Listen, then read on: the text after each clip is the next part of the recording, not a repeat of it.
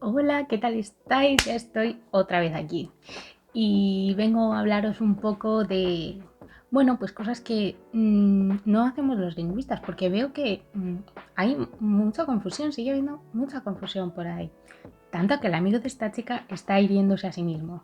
Ya os conté en otro vídeo anterior de que iba un poco la lingüística, algunas de las cosas que se estudian, pues ahora os voy a decir que no hacen los lingüistas. Y para documentar este vídeo, pues me fui a Twitter y pregunté a los lingüistas allí cuáles eran sus anécdotas más divertidas. Os dejo el enlace al hilo porque de verdad que no tiene desperdicio. Y además también enlaces a algunos artículos que me han compartido sus autoras para que sepáis qué hace y qué no hace un lingüista.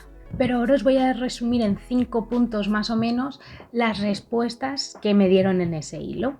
Vamos allá. Bueno, pues para empezar, los lingüistas no necesariamente hablan muchas lenguas. Es bastante común que una de las primeras cosas que te preguntan cuando dices que eres lingüista es ¿cuántas lenguas hablas? Quizás es porque se asocia el trabajo de los lingüistas al de los traductores, aunque esto no es necesariamente así. Es decir, algunos lingüistas pueden llegar a hacer trabajo de traducción, pero ni todos los lingüistas son traductores, ni todos los traductores son lingüistas, ni mucho menos. También quizás porque hay mucha gente que se aproxima a la lingüística porque le gustan las lenguas extranjeras y aprender otras lenguas. Sin embargo, existe una pequeña diferencia entre lo que es una lengua y lo que es el lenguaje, que es el objeto de la lingüística. Podemos decir que una lengua es lo que nosotros entendemos por un idioma. Sin embargo, el lenguaje es esa capacidad humana que nosotros tenemos para comunicarnos a través de una lengua, ya sea hablada, de signos, escrita, etc. Es cierto que saber diferentes lenguas te ayuda a comprender mejor lo que es el lenguaje. Y bueno, al menos el inglés y alguna otra lengua europea es importante a la hora de leer trabajos académicos. Pero en realidad no es necesario saber otra lengua para estudiar lingüística, ni siquiera para leer trabajos sobre lenguas que tú desconoces. En los trabajos académicos existen unas pautas para documentar elementos sintácticos y gramaticales que todos los autores deben seguir, hechas de tal forma que cualquier persona que no conozca la lengua de la que se está hablando pueda entender cuáles son esos elementos sintácticos y gramaticales y por tanto seguir el argumento del artículo o del libro. Os voy a poner un ejemplo para que veáis esto.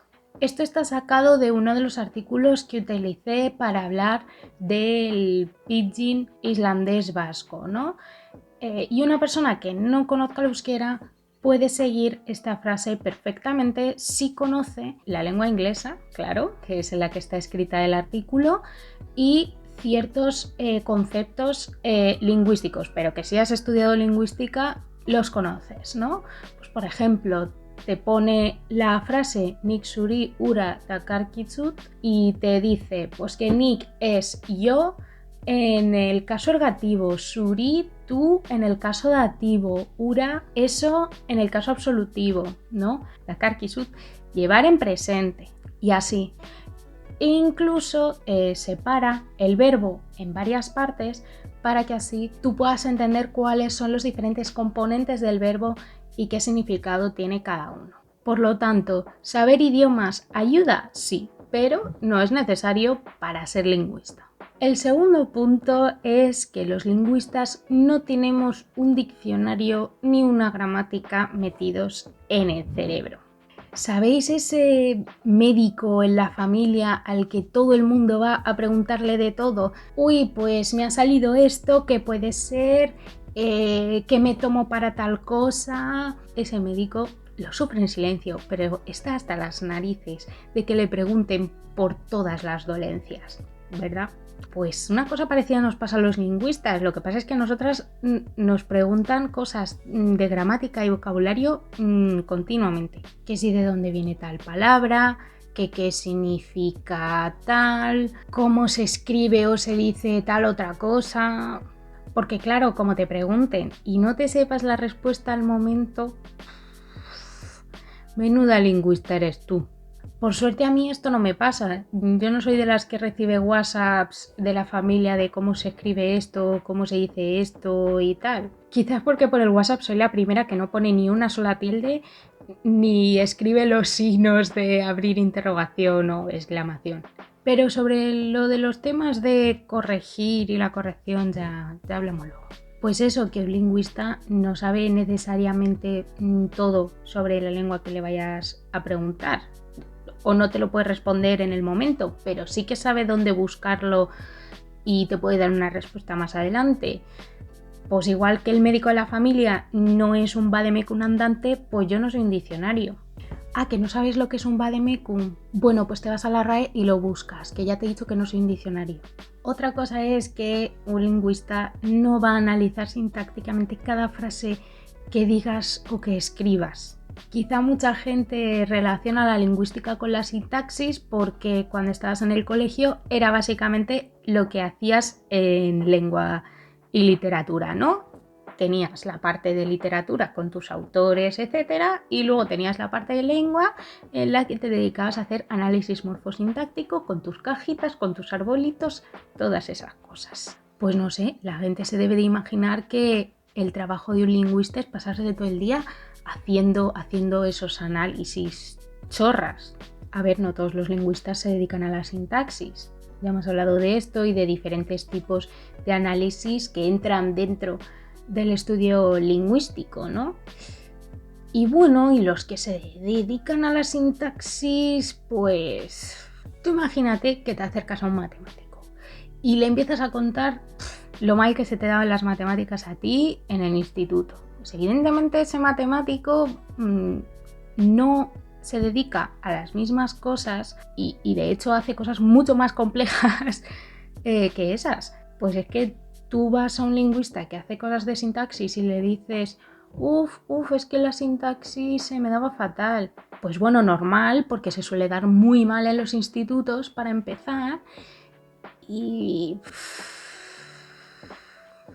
¿por qué se sigue dando? Bueno, ese es otro tema, que el lingüista se ríe del análisis de cajitas y arbolitos. Vamos. Bien, a ver, empezamos con los puntos realmente importantes. Para empezar, un lingüista no se dedica a corregir cómo hablan o escriben los demás continuamente. Yo sé que puede sorprender. Pasa un poco como con los traductores. Hay lingüistas que sí que pueden llegar a dedicarse a la corrección de estilo. Ahora bien, no todos los lingüistas son correctores de estilo, ni todos los correctores de estilo son lingüistas.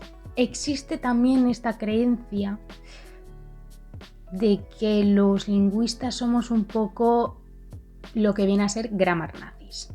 Y lo entiendo, es decir, muchos lo fuimos. Incluso algunos se introdujeron en el mundo de la lingüística pensando que así aprenderían a hablar y escribir de la forma más correcta, ¿no? Pero cuando llevas un tiempo estudiando lingüística te das cuenta de algo muchísimo mejor que eso. Aprendes a apreciar variantes dialectales, sociolectos, la evolución del lenguaje, cómo va cambiando, cómo algunas formas caen en desuso, cómo aparecen cosas nuevas. Cualquier elemento lingüístico con el que te encuentres que se salga de la norma es apasionante y lo que haces es analizar por qué ha surgido.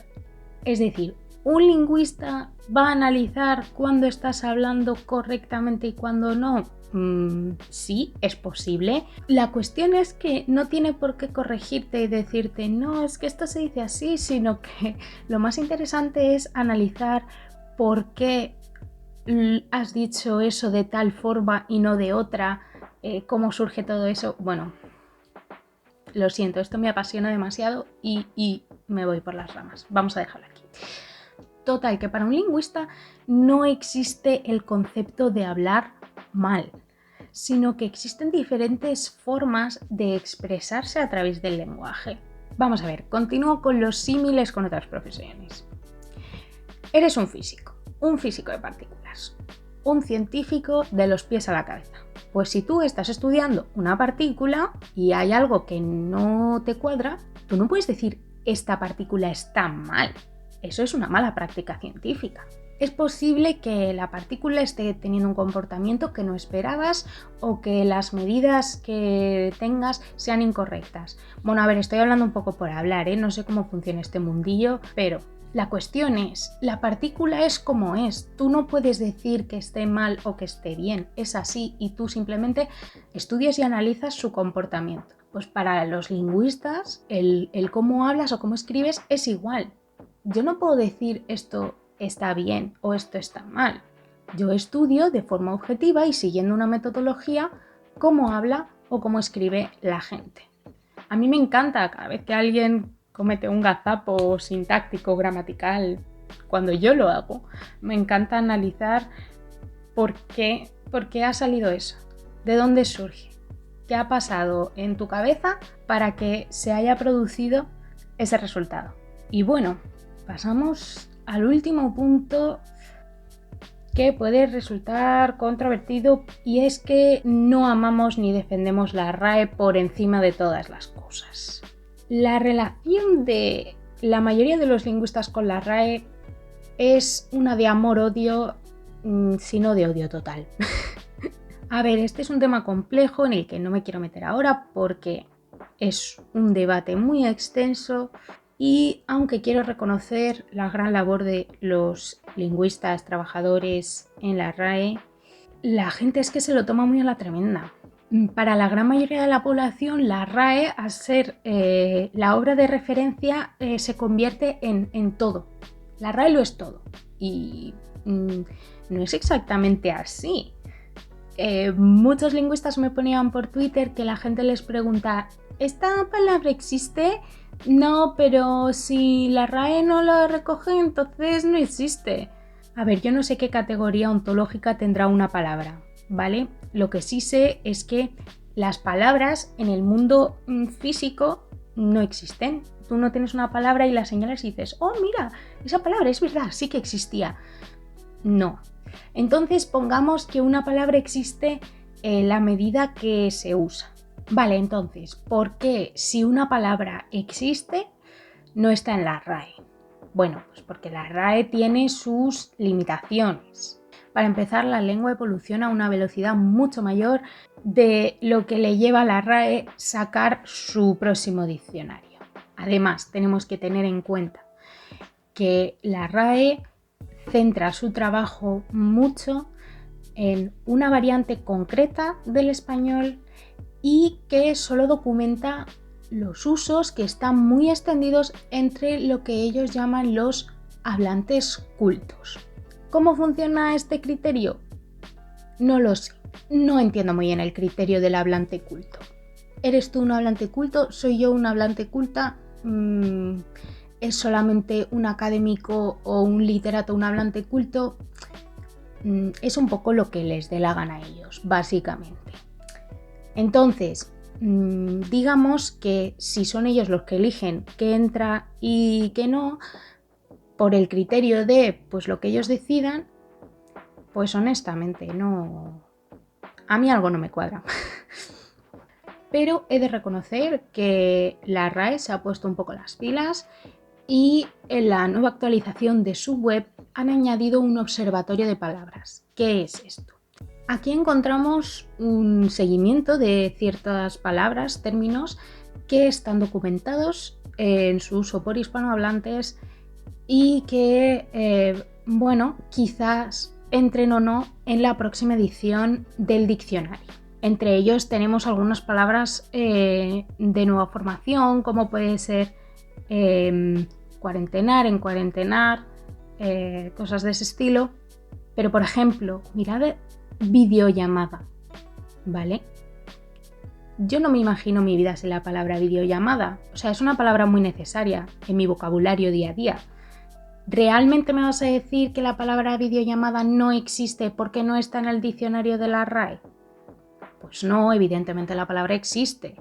Ahora en el observatorio podemos saber que reconocen la existencia de esa palabra, aunque no esté en el diccionario. Pues entonces, ¿Por qué un término no iba a existir solamente por no estar en un diccionario? Es que no tiene ni pies ni cabeza. La cuestión es que la RAE recoge palabras cuando estas ya están muy establecidas dentro de la lengua. Entonces, se tiene que usar mucho para que llegue a estar dentro del diccionario. Por eso la RAE no lo es todo. No lo es todo. Y puedes escribir videollamada y puedes decir videollamada. No te preocupes, aunque la RAE todavía no la haya metido en el diccionario.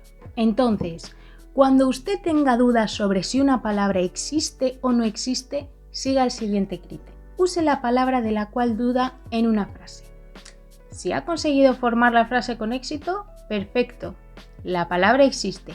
Si no lo ha conseguido, puede que realmente usted no conozca esa palabra en profundidad, con lo cual pregunte antes a sus familiares y amigos a ver si son capaces ellos de formar una frase. Pero sobre todo, no preguntes en el Twitter de la RAE si existe una palabra, porque te van a devolver una respuesta vaga como se documenta el uso de este término en tal y cual y te vas a quedar igual que antes. Aunque esa respuesta en realidad quiere decir que el término sí que existe. Otra cosa es que esté extendido su uso en el ámbito formal. Pero es que eso es una pregunta muy diferente. Espero no haberme enrollado mucho, que te haya gustado este vídeo, que hayas aprendido algo, que hayas sacado algo en claro y si eres lingüista, que te sientas representado en todo esto. Y nada, pues nos vemos en la siguiente. Chao, chao, chao.